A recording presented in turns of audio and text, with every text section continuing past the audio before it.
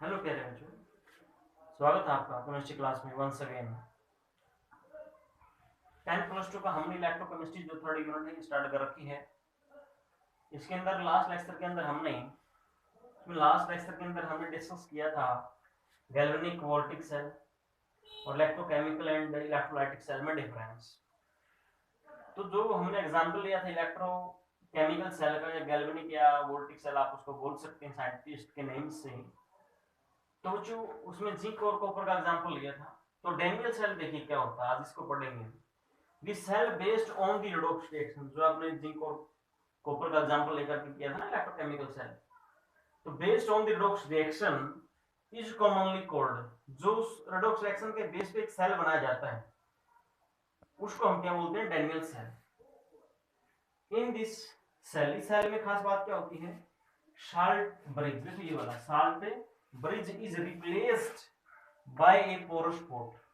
एक porous port से बच्चों, पोरस पोर्ट का मतलब एक ऐसी मतलब डिवाइस यू कैन से, और यू कैन से एक ऐसा पेपर जिसके अंदर से क्या होगी, छिद्र, through which ion sulphate ion migrate from, जिसके अंदर से सल्फेट आयन माइग्रेट कर सकते हैं, उसको आप पोरस पोर्ट बोल रहे हैं। अभी माइग्रेट करेंगे कहां से, कॉपर सल्फेट सॉल्यूशन से जिंक सल्फेट सॉल्यूशन की तरफ। समझते हैं चीज को डायग्राम से। प्यारे बच्चों, इसको नोट भी करना है आपने कॉपी के अंदर, स्क्रीनशॉट ले लीजिए इसका। चलो ले लिया आपने स्क्रीनशॉट इसका, अच्छी बात। तो देखना जरा डैनियल सेल को हम डायग्राम से समझते हैं। हमने सबसे पहले देखो ये वाला एक कॉपर वेसल लिया है, लिखा हुआ कॉपर वेसल, ठीक है, अच्छी बात है। और उसमें आप याद करो जो कॉपर और जिंक का हमने एक इलेक्ट्रोकेमिकल सेल पढ़ा था, उसमें क्या था, कॉपर राइट हैंड साइड था, उसपे पॉजिटिव चार्ज था, कैथोड का काम कर रहा था ना। तो ये देखो इधर कैथोड हो गया बच्चों, नो प्रॉब्लम, ठीक है।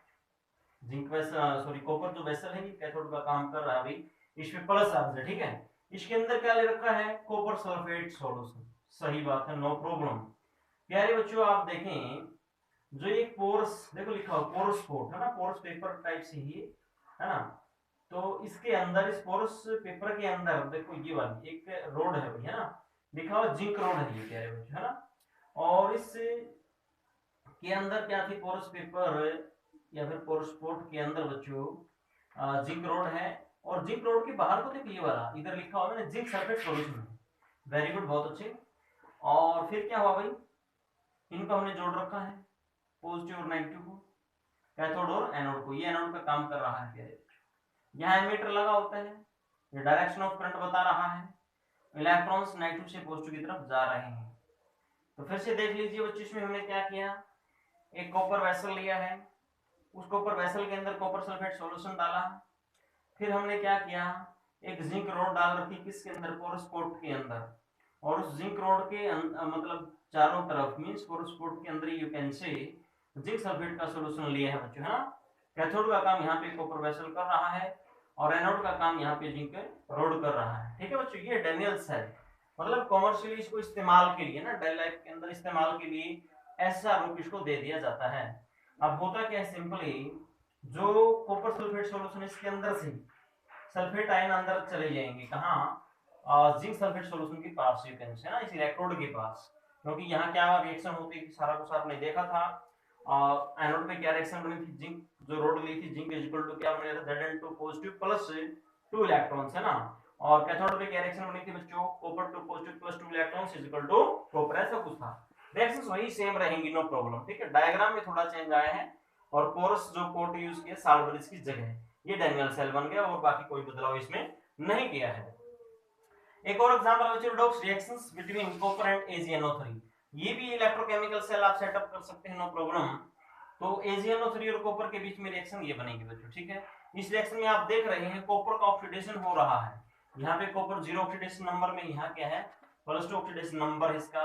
तो क्या हो गया बच्चों, इसका ऑक्सीडेशन हो गया। फिर से वही सारी कहानी कि भाई कैथोड और एनोड कौन सा बनेगा, जिसका रिडक्शन होता है, सिल्वर का रिडक्शन हुआ है, ये कैथोड का काम करेगा। कैथोड कहाँ होता है भाई, राइट हैंड साइड होता है। इसका मतलब हम क्या करेंगे, एक वेसल लेंगे, उस वेसल के अंदर सिल्वर की रोड डालेंगे और AgNO3 का सॉल्यूशन डालेंगे।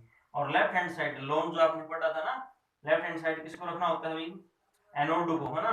तो एनोड का काम इसमें कॉपर करेगा, कॉपर नाइट्रेट का सॉल्यूशन डाल देंगे बच्चों, और उस सॉल्यूशन के अंदर एक कॉपर की रोड डाल देंगे, क्योंकि अकॉर्डिंग टू दिस रिएक्शन जिसका ऑक्सीडेशन हो रहा है उसी को तो आप कहाँ रखेंगे, ये सारी बातें हमने लास्ट लेक्चर के अंदर डिस्कस की थी, तो उसको आप कहाँ रखेंगे जिसका ऑक्सीडेशन हो रहा है अभी लेफ्ट साइड, लोन को याद रख लेना आप फिर से।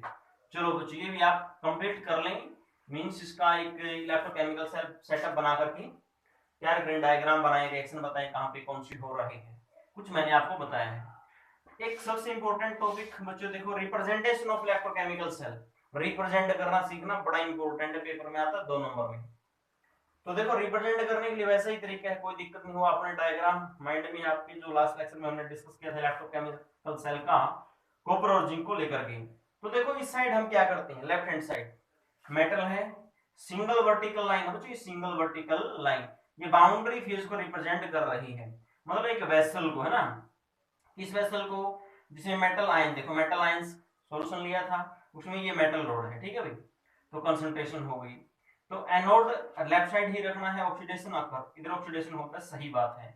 यहाँ डबल वर्टिकल लाइन लगाओगे, अब मेटल लिया सिंगल वर्टिकल लाइन, मेटल का आयन मीन सॉल्यूशन उसका ना, डबल वर्टिकल लाइन लगा दी, ये साल्ट ब्रिज को रिप्रेजेंट कर रही है।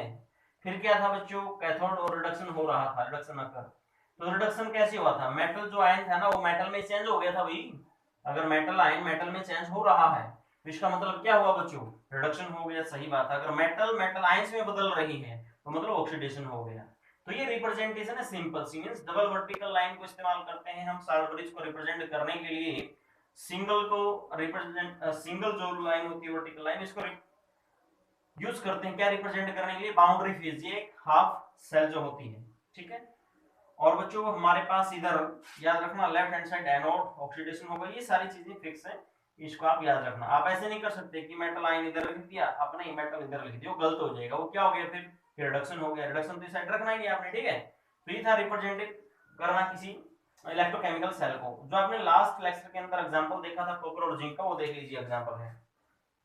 तो बच्चों जिंक का ऑक्सीडेशन हुआ था Zn2 पॉजिटिव के अंदर, इसकी अपनी कंसंट्रेशन 7 मान लिया, तो यहाँ इसके बीच में मैं डबल वर्टिकल लाइन लगा देता हूँ, ये साल्ट ब्रिज को रिप्रेजेंट कर रही है। याद रखिए आप, याद कीजिए सोचिए, इधर क्या था कॉपर, और उसमें कॉपर में क्या हुआ था, रिएक्शंस क्या हुई थी, कॉपर टू पॉजिटिव बच्चों कॉपर में चेंज हो गया था, बस है ना, ये C2 इसकी कंसंट्रेशन है। तो ये इस प्रकार से आप इसको रिप्रेजेंट कर सकते हैं। कोई और एग्जांपल भी आप ले सकते हैं बच्चों, इसको रिप्रेजेंट जो करने का तरीका है वो समझ सकते हैं। नेक्स्ट हमारे पास बच्चों इलेक्ट्रोड पोटेंशियल क्या होता है, इट इज द टेंडेंसी, क्षमता है ना, टेंडेंसी ऑफ एन इलेक्ट्रोड, किसी इलेक्ट्रोड की, जैसे कॉपर का इलेक्ट्रोड है, जिंक का इलेक्ट्रोड है, सिल्वर का इलेक्ट्रोड है, किसी भी इलेक्ट्रोड की टेंडेंसी है ये क्या करने की, टू लूज और गेन इलेक्ट्रॉन, इलेक्ट्रॉन देने या लेने की क्षमता को ही बच्चों क्या बोलते हैं हम, electrode potential, very simple, okay. चलो मेजरमेंट ऑफ इलेक्ट्रोड पोटेंशियल कैसे किया जाएगा, it is measured by using ए, भाई इलेक्ट्रोड पोटेंशियल ठीक है, मतलब किस इलेक्ट्रोड की कितनी क्षमता है इलेक्ट्रॉन लेने या देने की, ये कैसे मेजर करोगे आप, बाय यूजिंग ए स्टैंडर्ड और नॉर्मल हाइड्रोजन इलेक्ट्रोड। ये अगला टॉपिक अपना SHE और NHE। NHE की फुल फॉर्म क्या है बच्चों, नॉर्मल हाइड्रोजन इलेक्ट्रोड, और SHE क्या स्टैंडर्ड हाइड्रोजन इलेक्ट्रोड, इसको हम डिटेल स्टडी करेंगे। एक वेसल होता है उसमें हम 1 मोलर HCl सॉल्यूशन लेते हैं, H2 गैस पास करते हैं, प्लेटिनम की इलेक्ट्रोड होती है, इस प्रकार से होता है, विद डायग्राम हम इसको नेक्स्ट लेक्चर के अंदर डिस्कस करेंगे। एक चीज और मैं आपको बता देता हूं, जो इलेक्ट्रोड पोटेंशियल है ना, ये फर्दर 2 प्रकार का हम मान सकते हैं, कौन कौन सा, एक तो ऑक्सीडेशन पोटेंशियल, कौन सा भाई देखो ऑक्सीडेशन पोटेंशियल, ठीक है बच्चों, और दूसरा आप मान सकते हैं रिडक्शन पोटेंशियल, प्लीज ध्यान दें, रिडक्शन पोटेंशियल नाम से पता चल रहा है, ऑक्सीडेशन पोटेंशियल का मतलब tendency to lose the electron, और रिडक्शन पोटेंशियल का मतलब बच्चों tendency to gain the electron. ये चीज ध्यान से अच्छे से समझ लेना आप लोग, इलेक्ट्रोड पोटेंशियल बहुत इंपॉर्टेंट टॉपिक है। तो ये था बच्चों डैनियल सेल के बारे में, और एक सेल को कैसे रिप्रेजेंट किया जाता है वो हमने देखा अभी विद एग्जांपल। फिर हमने देखा इलेक्ट्रोड पोटेंशियल क्या होता है, इसके 2 टाइप हमने देखे, reduction potential and oxidation potential. और फिर बच्चों मेजरमेंट ऑफ इलेक्ट्रोड पोटेंशियल हमने देखा है, थोड़ा स्टार्ट इसको कर दिया, नेक्स्ट लेक्चर में इसको फिनिश हम कर देंगे, मींस कैसे किया जाता है, मींस SHE या NHE क्या होता है। हाल फिलहाल इतना समझो आप कि जो इलेक्ट्रोड पोटेंशियल होता है उसको मापने के लिए हम SHE या NHE का इस्तेमाल करते हैं। तो बच्चों यहाँ तक अच्छे से वीडियो को देखें, समझे सुने, और अगर आपको वीडियो अच्छी लगती है, पसंद आती है, ऐसी ही वीडियो आपको मिलती रहेंगी, डोंट वरी। चैनल को सब्सक्राइब कर दें, वीडियो को लाइक भी कर दें, है ना। और thank you for watching this video.